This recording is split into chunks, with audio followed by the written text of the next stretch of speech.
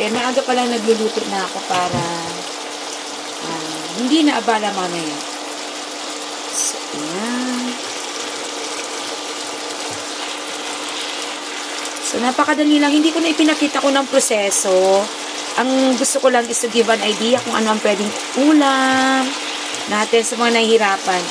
Diba naglakad-lakad kami kanina sa Dagbilan? So, nakakita kami ng 20 pesos. Ay, 20 pesos. 70 pesos per kilo ng sitaw. So, bumili ako ng kalahating kilo. 100 pesos. So, bumili ako ng kalahating kilo. So, 50 pesos lahat. So, yan. At bumili ako ng 35 pesos na tofu sa palengke. So, ito ang dinilagay ko na lang dyan. And then, syempre, may nag-iisa tayong siling labuyo. Konting aroma. And then, sibuyas, bawang, kamatis. Ayan. Soy sauce. And then, suka. And pamintang durog. So, yun lang. Sa mga wala pang naiisip na uulamin mamaya. At saka pwedeng parisan ito ng pritong tilapia, pritong bangus, and galunggong. Ayan. 70 per kilo din yung talong. Bumili na din ako ng talong. And then okra, bumili na din ako. Ayan, para sa mga susunod na araw, may iluluto na kami. So, ayan, diba? Mga kasosos, hindi pala ako naglalagay ng tubig pag nagluluto ako nito. Yung suka at saka soy sauce, yun na yung pinakasabaw nito.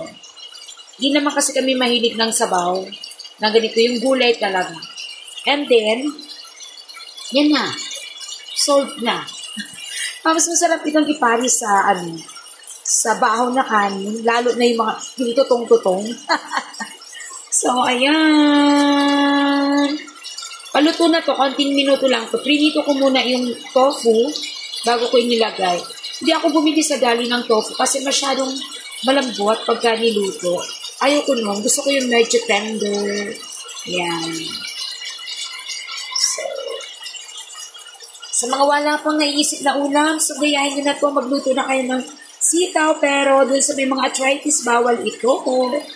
Para hindi manakit ang ating mga ugat-ugat.